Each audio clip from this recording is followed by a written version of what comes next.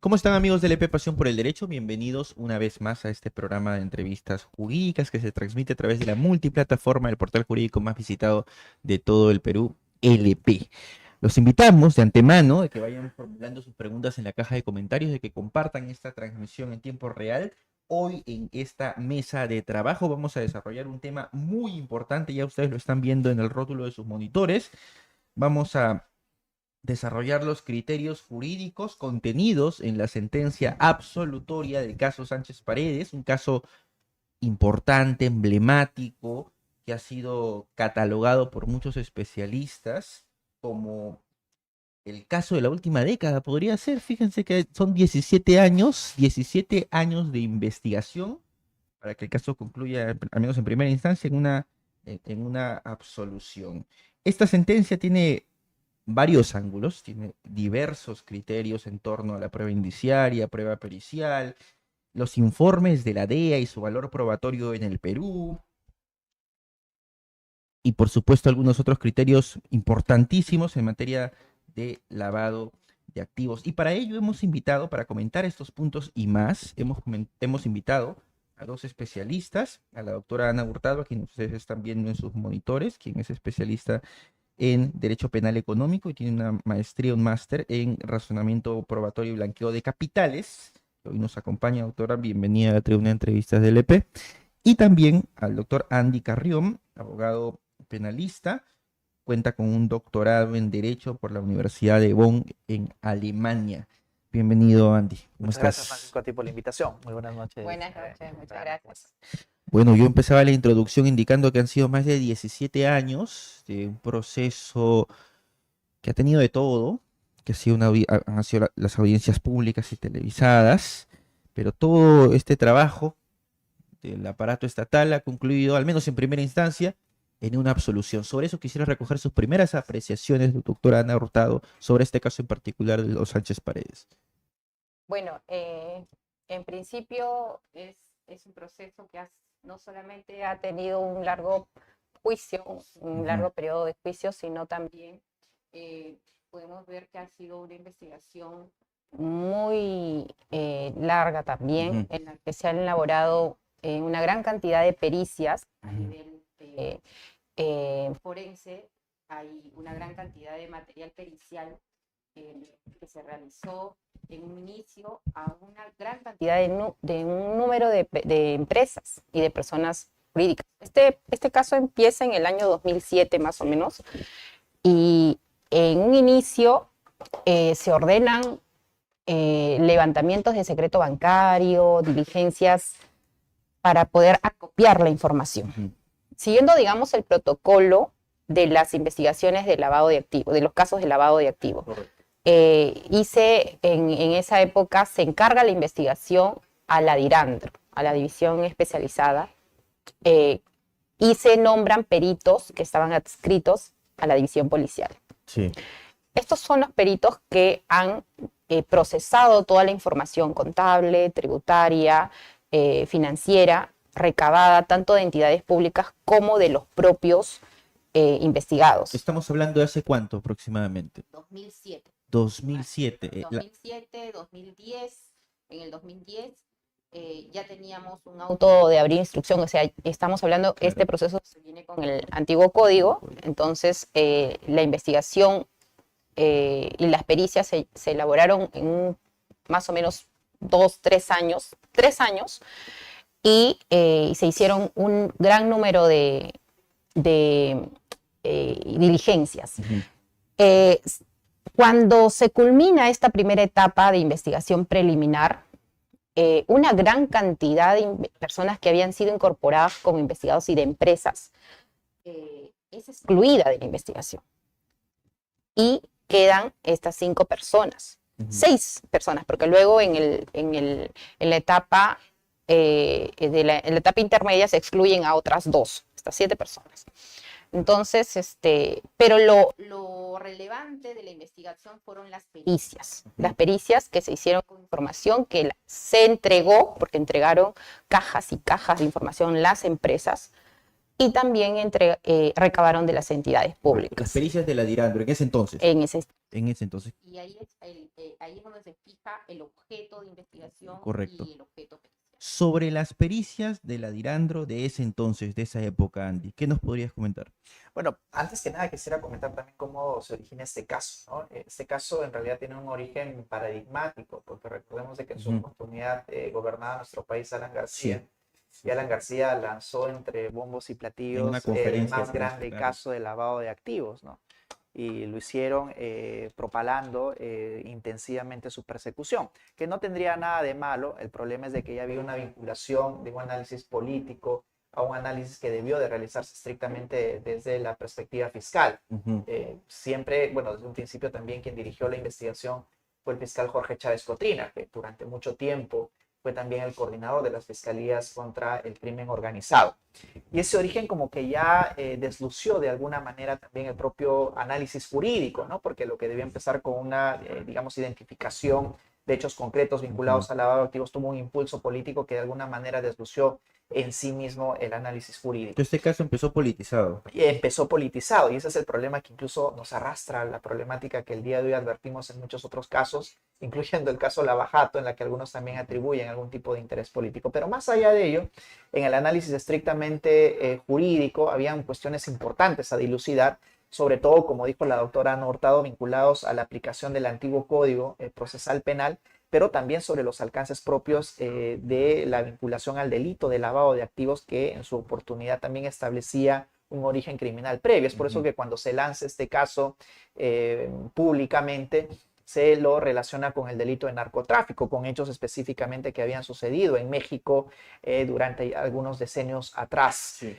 Y claro, el análisis era muy complejo porque, como señaló la doctora Hurtado, se tenían muchas empresas, muchas personas naturales, incluso que iniciaron esta investigación, pero a nivel de que a medida que se iba depurando el caso, pues fueron quedando personas naturales y personas jurídicas fuera de este análisis. Y claro, como suele ser en el delito de lavado de activos, uno de los elementos más importantes es el análisis pericial, ¿verdad? Las pericias contables que puedan indicar si es que ha habido o no un balance o desbalance patrimonial, y eso, al menos en este caso, ha jugado un rol importantísimo, pero un rol importantísimo por el marco temporal que abarcaba. A pesar de que las pericias que la Dirandro elaboró en su oportunidad solamente abarcaron un periodo muy corto de tiempo, a pesar del todo el tiempo o el marco temporal de la investigación. Es por eso que también en su oportunidad, ya cuando este tribunal evalúa la pericia elaborada por la Dirandro, identifica de que en realidad no abarcaba todo el periodo investigativo, sino un periodo muy reducido, que entiendo que fue 4 o 5 años, que de ninguna manera podrían ser un indicativo real de un eventual desbalance.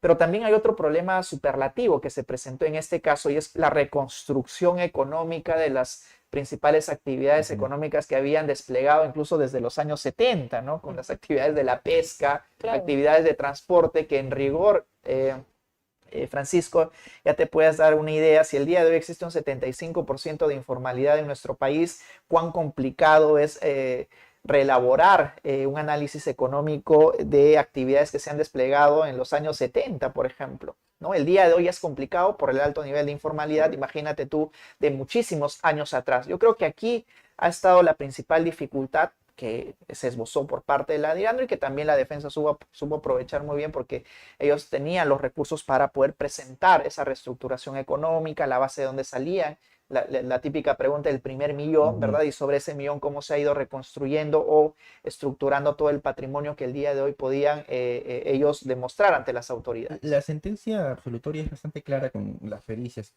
¿Tenían información incompleta, doctora Ana Hurtado? Las pericias de la Dirandro Sí. fueron desarrolladas con varios defectos, no solamente con información incompleta, sino que además parte de una metodología incorrecta. ¿Qué pasa? Las pericias se hacen a personas jurídicas y a personas naturales. A las personas naturales le aplican las exigencias que son aplicables para personas jurídicas. Entonces, no le puedes pedir a las personas naturales que presenten libros contables, porque no hay obligación de que las personas naturales registren en un libro contable sus préstamos, sus donaciones, sus ingresos, sus rentas. No hay obligación. En cambio, a las empresas sí se le puede requerir. Entonces, cuando se le requería la documentación, se requería como indistintamente. y ellos han verificado únicamente para establecer los ingresos lo que aparecía en la SUNAT, pero en SUNAT solo se declara ingresos gravables. Claro. Los ingresos que no son gravables, como los préstamos, los ingresos que vienen de actividades que no están grabadas, no están declaradas a la SUNAT. Correcto. Esa información estaba presentada por los y no fue acopiada en las pericias. Quiero que eso quede claro porque usted lo ha dicho de manera muy elegante, pero quisiera cerrar la idea. ¿Eso quiere decir que la policía, la DIRANDRO, le pidió libros contables a personas naturales porque desconocía a lo mejor la metodología apropiada para peritar? Yo creo que no hay un desconocimiento, sino Ujú. más bien una investigación estándar o un método estándar. Ok. Y no hay una diferenciación entre lo que es hacer una pericia a una Ujú. persona natural, que implica criterios distintos, como Sí. también se resalta en la sentencia, que hacer una pericia a una empresa. ¿No es sabido de pronto que una persona natural no tiene libros contables? Por eso digo, no creo que sea desconocimiento, sino Ujú. que se ha realizado una investigación errónea, ¿no? Una actividad forense errónea de parte de la o tal vez podría, pensando mal, decir que se ha utilizado estas exigencias equiparando a la persona natural para finalmente inferir que no tienen esta Es decir, documentación. de saque están mal planteadas las pericias. Son insuficientes, son inconsistentes y no abarcan todo el periodo. No, y además hay algo importante, ¿no? Cuando Ujú. uno va a elaborar un análisis pericial, siempre un buen trabajo pericial comienza por la documentación a seleccionar y a solicitar. Y es evidente de que aquí tenían un procedimiento estándar. Recordemos de que estamos ubicándonos hace algunos años en los cuales, digamos, los grandes casos de lavado de activos todavía no se presentaban. Entonces este era el primer mega caso, por decirlo así, en los cuales lamentablemente la DIRANDRO y sus peritos no tenían un adecuado protocolo de actuación, siquiera de recabación idónea de documentación. Es por eso que cuando mandaban las solicitudes a las personas naturales, también era el mismo requerimiento a las personas jurídicas y a la inversa, ¿no? Es por eso que en algunas ocasiones la información no era tan ligada a lo que realmente se debía de periciar, porque como dijo la doctora Ana Hurtado, es muy diferente periciar una persona jurídica que una persona natural. Pero yo creo que tiene que ver básicamente con, digamos, la poca expertise que mostraron en su oportunidad. El día de hoy yo creo que ya están mucho más entrenados, es distinta, por ejemplo, el análisis pericial que se hace el día de hoy respecto a megacasos, el equipo especial Lavajato ya tiene, digamos, ciertos protocolos establecidos para la elaboración de pericias, pero en aquella oportunidad no lo era. Así es que ese es el primer defecto desde mi perspectiva, el hecho de no saber cómo proceder desde un inicio para estos grandes casos. Y se denominaba el megacaso, es decir, todo el mundo manejaba en rigor este lenguaje respecto a las pericias. Creo que ahí también, o sea, creo que adicional a esa mala práctica o mala técnica en la investigación, está el hecho de requerir, por ejemplo, en el caso en concreto, a pesar de que ya la SUNAT había entregado la información y había comunicado que esta persona tenía una determinada renta, un determinado ingreso, pues se requería el sustento de esa renta, sin que haya un elemento que permita dudar de esa información.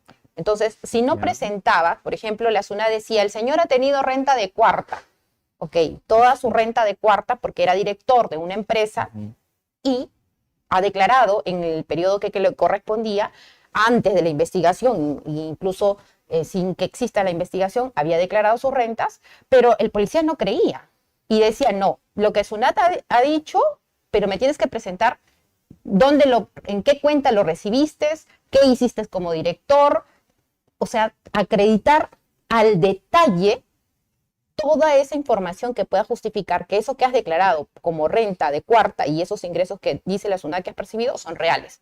Si no, no estaría justificado. Entonces, ese detalle para el perito no estaría justificado. Y eso es copiado y pegado en la acusación, porque la acusación es un resumen de todas las observaciones o los cuestionamientos que aparecen en los dictámenes periciales.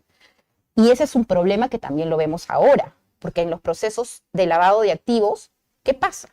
El fiscal fija su objeto de investigación y el objeto de investigación a veces no tiene una vinculación concreta o directa con lo que está investigando, porque se fija un objeto de investigación tan amplio, tan vago, tan impreciso, que permite eso. te permite, y luego el perito te dice, mira, he analizado todo el periodo que me has dicho que son 20 años y he identificado 50 abonos en esta cuenta que no sé de dónde salió. Oye, pero no le has preguntado al imputado primero para que digas que no sabes de dónde, si está justificado o no está justificado, primero pregúntale, pero primero impútale. ¿Por qué estás dudando de estos abonos? Entonces le trasladan la labor de investigación o de imputación al perito, a darle un objeto tan amplio, tan impreciso, tan vago. Y eso yo creo que tiene que ver, Francisco, con la inversión de la importancia en la investigación del delito de lavado de activos, ¿no? Porque si bien es cierto, uno de los elementos indiciarios más importantes dentro de la persecución del lavado de activos lo constituye la pericia contable, no significa de que la pericia por sí misma vaya a sustentar el delito de lavado de activos. Es un indicio más, pero que tiene que estar relacionado con requisitos previos del propio delito de lavado de activos, es decir, el origen criminal previo, ¿verdad? La transformación, la intercalación de dineros y sobre todo, lo más importante, de que el imputado tenga el conocimiento o al menos la presunción de que los orígenes delictivos o de que los orígenes de los dineros tienen un precedente delictivo. Y eso se esboza también en la propia sentencia absolutoria, en la cual, y ya lo has desarrollado también algunas casaciones, en las cuales el desbalance patrimonial no es un elemento del tipo de lavado de activos. Es un indicio importante, por supuesto, pero cualquier persona puede tener algún tipo de desbalance, pero ello no es indicativo de un delito. Puede ser indicativo de informalidad, puede ser indicativo de que simplemente no llevo bien sus cuentas, pero no necesariamente del delito. Y es por eso que yo creo que este caso sí se ha concentrado mucho. Es más, gran parte de los meses y años de discusión que se tuvo se concentró mucho en la pericia, que era insuficiente, que no tenía el marco temporal adecuado, que el objeto también no había sido muy bien delimitado, pero no se esbozó realmente lo importante en el delito de lavado de activos, que era precisamente si había un grado de trazabilidad de los dineros obtenidos supuestamente ilícitos, devenidos del narcotráfico, y digamos el actual manejo de los dineros, es decir, lo más importante del delito de lavado de activos.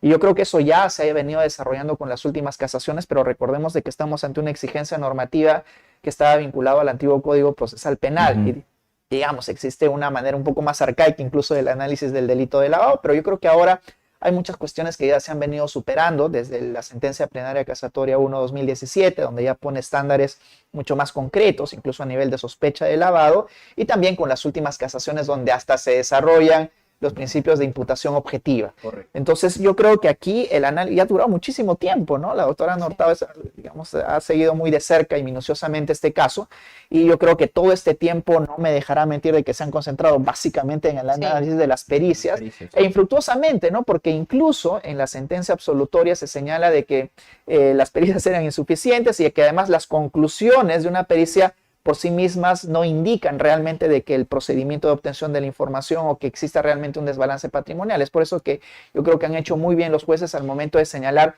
que las conclusiones de una pericia por sí mismas no tienen la garantía propia de un trabajo bien hecho, bien elaborado. A la fecha se suele creer. Claro, van a misa, ¿no? Por decirlo en términos más coloquiales. De que recoge el juez lo que el perito dice en sus conclusiones, pero que no existe, pero no analiza el contenido de cómo es que el razonamiento pericial o las inferencias que utiliza tienen una consistencia. Y eso lo desarrollan en las sentencias como el sistema de educación, ¿verdad? El sistema de educación. Que es propio de la escuela a la que usted pertenece. Que es el que debería tenerse en cuenta al momento de hacer una inferencia, porque no puede creerle al perito porque lo dice en sus conclusiones. Creo que más allá de analizar las conclusiones, hay que analizar cuál es el análisis, el contenido y en qué bases están justificadas esas inferencias. Y ese es el cuestionamiento. En el caso, ha habido no solamente estas pruebas de la Dirandro, sino que luego del juez, seguramente al haber advertido las insuficiencias, han habido pruebas periciales de oficio, que a nivel del juicio se han ordenado, prueba de pericial contable y prueba pericial económica, y para poder ellos analizar el método, y son ellos los que han identificado estas estos cuestionamientos sobre el tema del periodo, sobre el tema de la falta del saldo inicial, sobre el tema de la metodología que usaron. O sea, me está diciendo ellos al Ministerio Público. Los peritos de oficio. Ok. Oficio quiere decir que el juez El juez. nombra prueba sus sobre prueba, propios sí. peritos. Prueba sobre Prueba prueba. sobre prueba. Y eso es lo que finalmente ha pedido del Ministerio Público, porque el Ministerio Público lo que pidió era que el juez nombre peritos de oficio. Pero esas pericias, lejos de validar estas pericias de la Dirandro, Ujú. han realizado observaciones y han realizado serios cuestionamientos a la metodología y a la información que han analizado los peritos. Claro, dicho en Prueba sobre otros prueba es una términos, novedad, ¿verdad? es una novedad, pero tú imagínate que el propio Ministerio Público trate de justificar y sedimentar mejor las conclusiones de sus peritos, pero que contrariamente a ello las propias pericias oficiales arrojen observaciones mucho más radicales en contra de las pericias elaboradas por los peritos de la Dirandro. Yo creo que eso también ha marcado un derrotero de la advertencia de las irregularidades que se han dado, o al menos en la aplicación de malas técnicas en la elaboración de la pericia. Pero de alguna manera, si es que uno analiza ya el global, simplemente no había una justificación ni siquiera sólida a nivel indiciario para señalar en bases creíbles, científicas, de que sí había o se presentaba un desbalance patrimonial. Ahora bien, si bien es cierto, pueden existir desbalances, pero no necesariamente vinculados al lavado de activos. Y ese es otro análisis que también hace esta sentencia, que yo creo que es importantísima, respecto a cómo deben de evaluarse las pericias en vinculación al propio delito de lavado de activos. Yo creo que hace mucha didáctica aquí esta sentencia de establecer ciertos criterios, sobre todo el ámbito de que la propia pericia contable no es un elemento normativo del tipo de lavado de activos, y en segundo lugar lo que nos mencionaron acerca de las dudas que deben de existir, haciendo ya un análisis de la presunción de inocencia de las personas, ¿no? Porque pueden haber alternativas que sí expliquen, desde la presunción de inocencia, que se expliquen adecuadamente de dónde se han obtenido estos patrimonios. Sobre la admisión de las pericias, hay quienes han sostenido de que en pleno juicio el juez permitió que la defensa presente pericias económicas. En la etapa del juicio, según la norma, hay 2 oportunidades para presentar pericias a nivel del antiguo código. 3 días antes de iniciar el juicio y una vez iniciado el juicio. El Ministerio Público en ninguna de esas oportunidades, tanto las partes de la defensa como el Ministerio Público tienen esas facultades y a ambas partes le compete cumplir esos plazos. La defensa, en la oportunidad que estaba prevista en la norma al inicio del juicio, se solicitó la realización de una pericia, o sea, cada una de sus defensas, las defensas. El Ministerio Público fue con sus pericias de la Dirandro como su prueba estelar, porque ellos ya habían hecho las pericias a nivel de la etapa de la investigación preliminar. A nivel del juicio, luego que la defensa presentó su pedido dentro del plazo con los fundamentos que justificaban la necesidad de la pericia y que fue admitida, cuando ya había pasado sus plazos, solicitó una prueba. Y el juez, obviamente, le dijo, tuviste 2 hasta 3 oportunidades para presentar. Podías presentarlo con la acusación, podías presentarlo 3 días antes del juicio o podías presentarlo al inicio del juicio. Y en ninguna de esas oportunidades lo presentó. Luego que ya había pasado y que ya la defensa había presentó un pedido, no una pericia, un pedido de que se haga una pericia de oficio. Y el juez dijo, voy a evaluar la necesidad de una prueba de oficio cuando surja la necesidad, porque todavía yo no sé si va a haber o no necesidad porque la prueba de oficio es para aclarar algo esencial que el juez necesite para resolver. No es para suplir la facultad o el deber de las partes o para suplir al Ministerio Público ni suplir a la defensa. Entonces, eso fue lo que al final se decidió por hacer la prueba de oficio y la prueba de oficio terminó concluyendo estos cuestionamientos. Para que esto quede claro, hubo desbalance, pero no hubo lavado. En el tema del delito de lavado de activos, el desbalance es un indicio. Correcto. El tema, la prueba para establecer este desbalance eran las pericias. Y al estas pericias tener estas cuestiones o observaciones de fiabilidad, de inconsistencia, no se puede establecer que hay prueba de desbalance. Entonces, y con respecto al delito, a la actividad criminal previa o al origen ilícito, este es un delito de lavado de activos agravado y la agravante es TIT.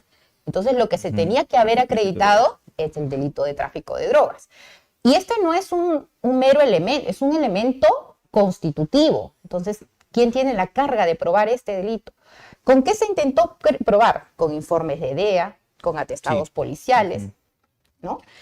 ¿Qué pasó con los informes de DEA? Los informes de DEA son informes que no tienen valor probatorio. La propia ley lo dice, el artículo 34. Dicho de manera más clara, no sirven en el Perú. Son orientadores. Sirven para orientar, pero no sirven como prueba. Una línea de investigación. Correcto, pero como prueba en juicio. A menos que el que haya realizado sea una fuente primaria. Estos informes de DEA tienen testigos de oídas. Correcto. Y además datos no corroborados. Y además los que han elaborado estos informes no han acudido, y los que han acudido y los que han dicho precisamente han aclarado que estos son informes que lo que recogen son versiones, no están, no son declaraciones que han brindado los confidenciales. O sea, dice informante confidencial, no está identificado. ¿Quién es el informante confidencial?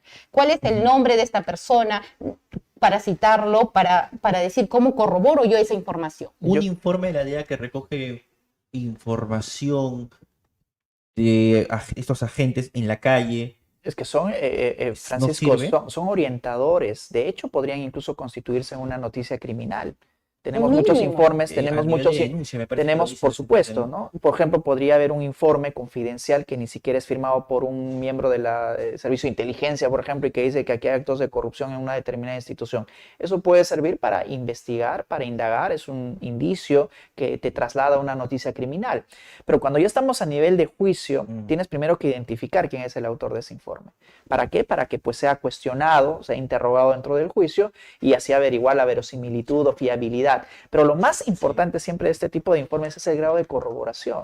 Es que no existe posibilidad de corroborar lo que se señala en un determinado informe, pues simplemente estaríamos cayendo en que dar credibilidad a una persona, primero anónima, si es que no tiene la autoría o la firma de un autor, y en segundo lugar, de que no se valide una versión que puede ser incluso de oídas y que no tiene ningún sustento material. Como lo fueron en este caso, porque se recogió información de la calle, según lo que se... No, y de hecho, incluso, y yo entiendo de que fue así, de que aportaron una valoración de un experto también, en el cual que calificaba cuál era la naturaleza de los informes, claro, cuál era la naturaleza de los informes que elaboraban estos servicios de inteligencia norteamericanos, y claro, y valida todo lo que la doctora Hurtado ha dicho con corrección, que es el tema de que no puede validarse por sí mismo. Y ojo que en el juicio sí tiene que tenerse la identificación plena y sobre todo la posibilidad de interrogar a quien elabora esos informes. Esto es importante porque hubo un autor que falleció, ¿verdad? Y si no, no se valida. Un agente de DEA. Y si no, no se valida esta declaración. Ahora, no es tanto así. Por ejemplo, en el caso de Odebrecht, en el equipo especial Lava Jato, vemos de que hay muchos funcionarios brasileños de que en las etapas previas, en la preparatoria o en la preliminar, han prestado sus declaraciones. Pero ante la negativa de la justicia brasileña para que participen en el juicio oral, lo que se ha hecho es oralizar esas declaraciones y que finalmente en el caso Ollantumala, por ejemplo, han sido validadas. Toda la trazabilidad ha sido validada. Pero en la medida que podría de alguna manera cumplir algunas garantías. Por supuesto. ¿No? Si ha sido una declaración previa brindada en participación de la defensa, de la Y este es el motivo por lo que señala la doctora Hurtado, por el cual, por ejemplo, una declaración brindada en un procedimiento de colaboración eficaz no podría ser trasladada automáticamente a la oralización en un juicio porque no participa la defensa de quienes él imputa, ni siquiera con la anterior de su propio abogado, el tener conocimiento, etcétera. Es por eso que yo creo que se debieron de cumplir ciertos estándares para siquiera pretender validarlo. Doctora Hurtado, estos informes de la DEA recogen información de las calles, efectivamente. Hubo uno de estos agentes que falleció. Por ende, no podía ser sometido o no cumplía la cláusula de confrontación y eso lo dice una de las pericias, ¿correcto? Sí, en realidad en estos informes fueron múltiples los informes que se presentaron, información que se obtuvo a través de la cooperación judicial. Ujú. Y incluso en algunos de estos informes no se identifica quiénes son los informantes. O sea, Bien. no se identifica y por eso es que en la sentencia se hace la referencia de que se trata de fuente terciaria inclusive, porque son referencias de que le dijo un tercero a otro, al que finalmente hace el informe. Entonces, no hay una narración directa del que hace el informe. Y además, estamos también hablando que en un proceso penal, hablando de los estándares, en un proceso penal el estándar es el estándar del más allá de toda duda razonable. Ujú. Entonces, lo que implica que se pueda refutar las hipótesis alternativas, de que el material probatorio que va a justificar la hipótesis acusatoria tiene que ser suficiente no solamente para justificar esta hipótesis acusatoria, sino para desvirtuar o refutar la hipótesis alternativa que sea compatible con la hipótesis de inocencia Ujú. o las hipótesis de las defensas. Usted dice que son orientadores. ¿Hay base legal para ello? Porque alguien podría pensar de que esa es su opinión. Claro que hay base legal. El artículo 34 del decreto legislativo 1141 establece expresamente que no tienen valor probatorio. Los Y informes de de inteligencia. forma expresa dice que son orientadores. Ujú. Y estos son los informes de inteligencia. Estos informes en un tiempo fueron muy de moda, una práctica muy cuestionada de que se generaban las denuncias o las investigaciones a través de estos informes, ¿no? Que no pueden ser prueba en la medida que no se pueda corroborar. Nos preguntan en la caja de comentarios, ¿pero podría ingresar como prueba documental? En la medida que, como prueba documental, pero un indicio no tiene valor probatorio, es un indicio no corroborado. Ujú. Para que sea prueba documental, para que pueda ser valorado como tal, tiene que ser corroborado toda la información que está contenido. O sea, va a ser igualmente una noticia criminal. Correcto. Bueno, el tema principal, diría yo, es de que se ha venido confundiendo justamente los apartados jurídicos de la naturaleza propia de este tipo de documentos, porque yo insisto en que sí pueden constituir como noticia criminal. De hecho, la mala utilización de este tipo de informes habían originado sendas investigaciones en muchos otros casos. Uno se podría preguntar el día de hoy, por ejemplo, si es que una denuncia anónima también podría dar pie a que el Ministerio Público abra una investigación en contra de determinadas personas. Por tráfico ilícito de drogas. Sí, por tráfico ilícito de drogas, lavado de activos, algunos otros. Y también, y claro, y hoy día, Sí, y hay que señalarlo, ¿no? El Ministerio Público tiene estándares muy bajos para poder abrir investigaciones. Casi diría yo que es una directriz que documento que ingresa, documento que habilita una investigación.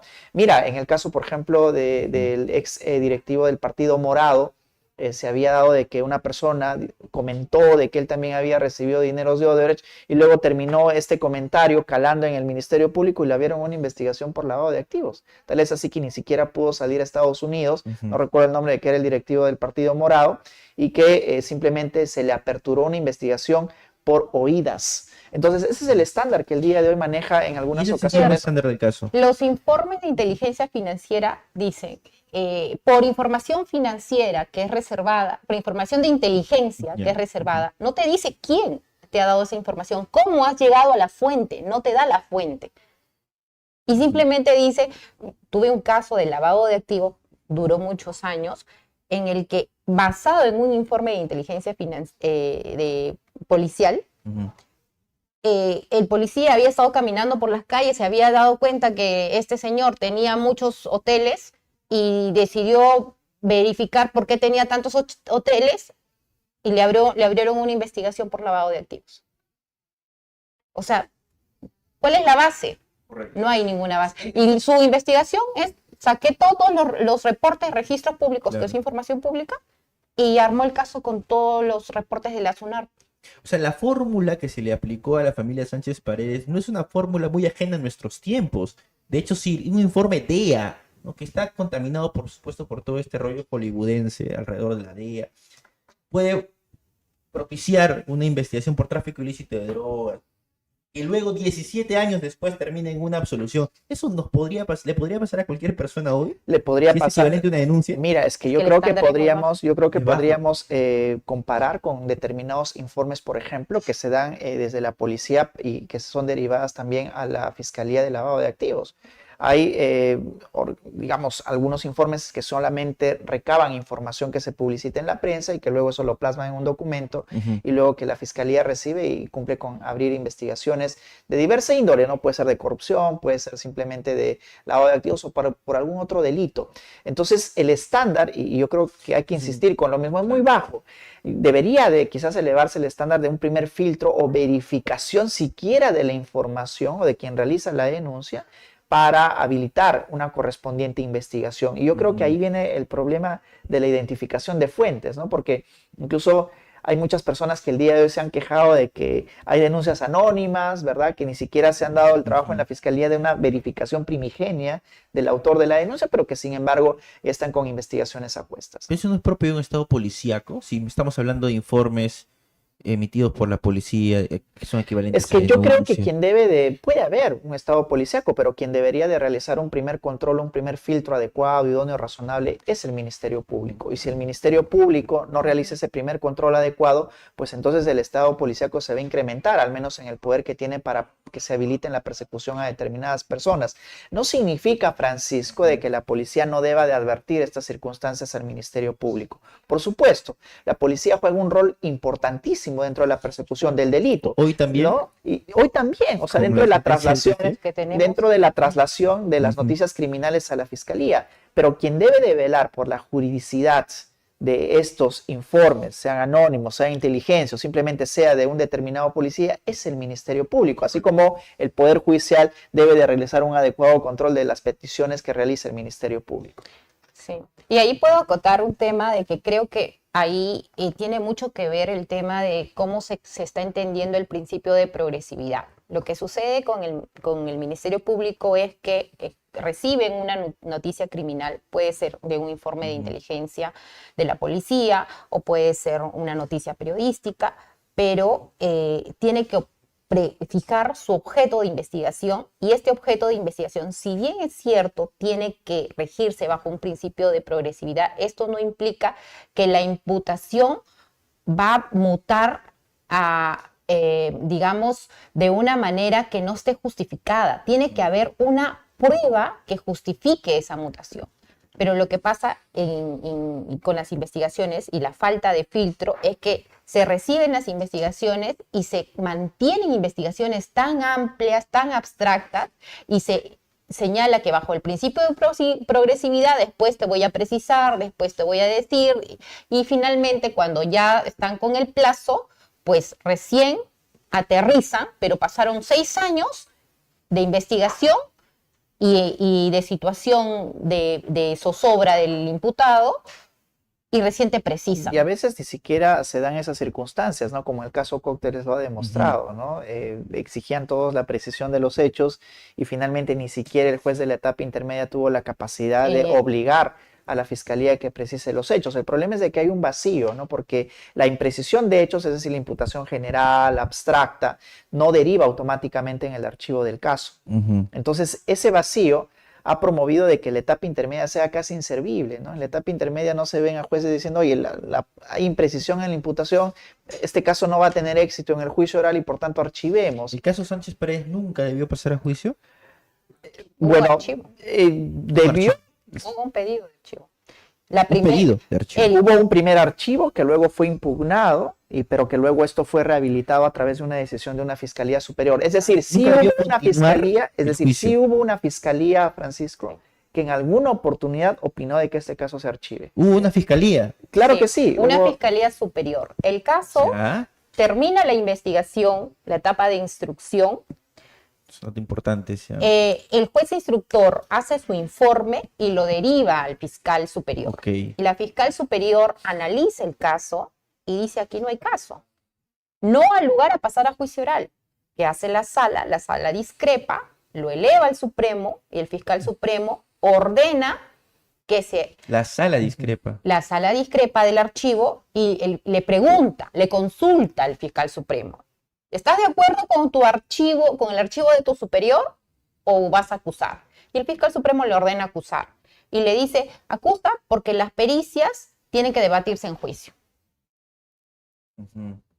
Pero sí hubo un archivo y el archivo estaba debidamente sustentado. El archivo valoraba precisamente que no había vinculación de que los activos o el dinero del señor Segundo Simón, que estaba vinculado en México, el tema del Rancho Luna, no había ningún indicio de que había llegado al Perú. Pero ¿quién conoce mejor su caso? ¿No es el fiscal superior? No, y además hay un tema, una variable Fiscal dentro de superior, este caso, porque hace un momento explicábamos cuál es el íter histórico. Era, digamos, de la imputación Ajá. de que los dineros supuestamente venían del narcotráfico en México y Sí. que en un rancho denominado Rancho Luna se encontró droga y otras. Sin embargo, también en su oportunidad la justicia mexicana tomó cartas en el asunto y embargó, incautó todos esos bienes. Entonces la pregunta es cómo si la justicia mexicana en su oportunidad se hizo cargo de paralizar la fluidez de los bienes hacia cualquier otro lugar, incautándolos, embargándolos, cómo se podía identificar que estos sí en rigor habían fluido a nuestro país. Bueno, a través de cualquier persona, incluyendo los familiares que estaban siendo imputados. Y ese es otro indicio, también otra evidencia que se puso dentro de la palestra del juicio para desacreditar el grado de conexidad No había. que debe de haber Coincido. entre la imputación por el delito previo y también por el delito de lavado. Y ojo que el delito previo también tiene que ser probado dentro del juicio oral. No significa de que simplemente tiene que haber una mención, una descripción acabada. También tienen que haber elementos que demuestren que en efecto por lo menos el delito previo se ha cometido, no a nivel de exigir una sentencia condenatoria, el delito previo, y quizás ni siquiera de que esté en una etapa de investigación preparatoria, pero sí tiene que también actuarse probatoriamente la vinculación con el delito previo. Si hubo un archivo, eso quiere decir, reformulo la pregunta, luego de ese archivo el caso nunca debió reanudarse. No debió pasar a juicio oral, ¿no? Porque fue por orden de la Fiscalía Superior que se... Superior. Perdón, Suprema. Suprema, Porque la Fiscalía Superior Sí. decidió archivar el caso. Y creo que estaba bien justificado de manera objetiva porque no había indicio de que bienes de México habían ingresado al Perú, porque todos los bienes de este señor Segundo Simón habían sido embargados y se había acopiado toda la información vía cooperación judicial Ujú. de que los bienes habían quedado incautados, congelados en México. Entonces, sobre eso es claro, pero además tener en cuenta que en el Perú el tema del desbalance patrimonial es un indicio, no es el delito. No tenemos un delito de enriquecimiento de particulares.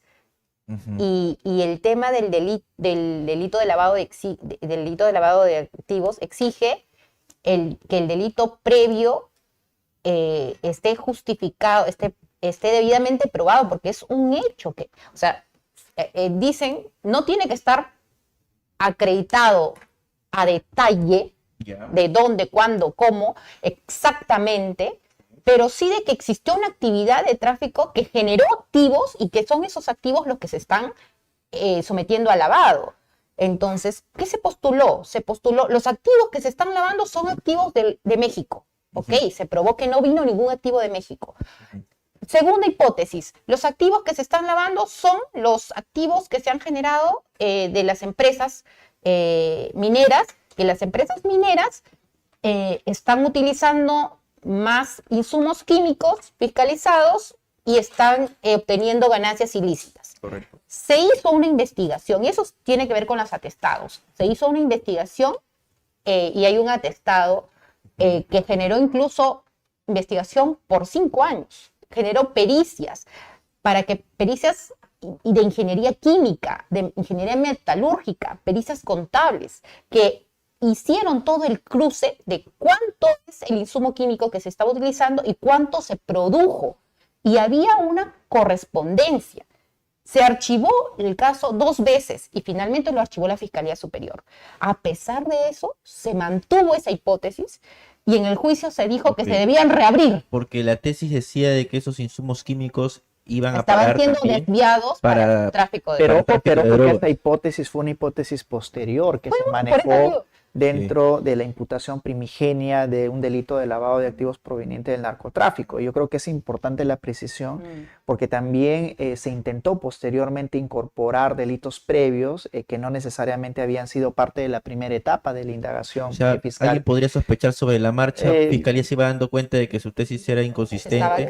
O simplemente quería afianzarla proponiendo más enunciados del delito previo de cara a que si no sale, por ejemplo, la identificación por el delito de narcotráfico, entonces se podría identificar ya en nuestro país algún otro delito previo como el de minería ilegal o incluso manejo de armas, ¿no? Porque en alguna oportunidad también dentro de una inspección se pudo identificar. Entonces la idea era, creo yo, desde el Ministerio Público generar la mayor acumulación numérica de delitos previos que podrían generar quizás una injustificada proveniencia de los activos por parte de quienes estaban siendo imputados.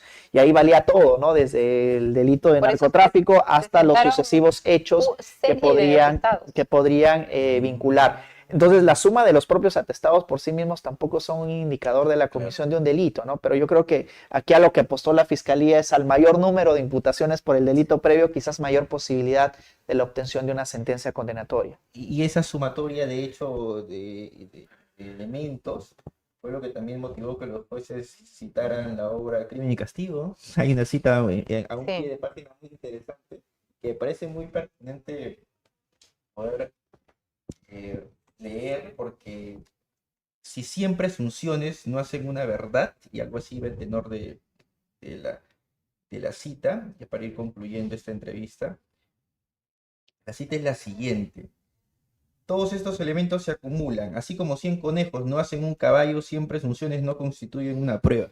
Mira, yo creo que casa perfecto lo que estamos comentando, ¿no? Del, digamos, mayor número de imputaciones o denunciados de delitos previos o incluso dentro de las propias irregularidades que se han manifestado en las pericias que ya fueron cuestionadas, podrían conllevar a la identificación del delito propiamente de lavado de activos.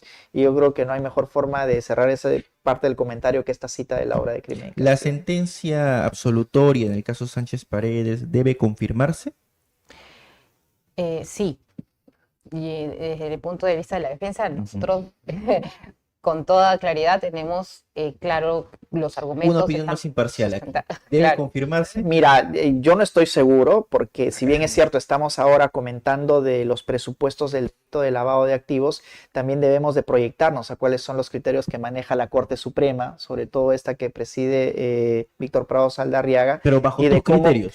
Bueno, bajo mis criterios, si es que hacemos un análisis muy riguroso, desde la prueba racional, la racionalidad de la prueba, etcétera, yo creo que debería de ratificarse la decisión que se ha obtenido, pero también yo creo que habría que atender a cuáles son los criterios que maneja la propia judicatura de cara a confirmar casos como estos. Yo la verdad no creo que sea confirmada. Hay casos de mega lavado de activos en los cuales han ido dando vueltas, ¿no? Años tras años entre un recurso de nulidad, otra vez un juicio en una primera instancia, y yo creo que eso, a pesar de que hemos analizado la pertinencia de la absolución, creo que eso es lo que también en este caso va a suceder. ¿La sentencia absolutoria en primera instancia es una buena sentencia?